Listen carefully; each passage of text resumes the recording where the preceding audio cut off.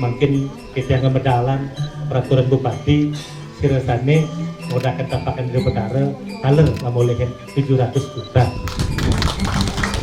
Satu inilah keyakinan kita yang sampun ngewangun rimis kalau itu Rino Widana Suro, tapi malah meraga tapakan di Betara.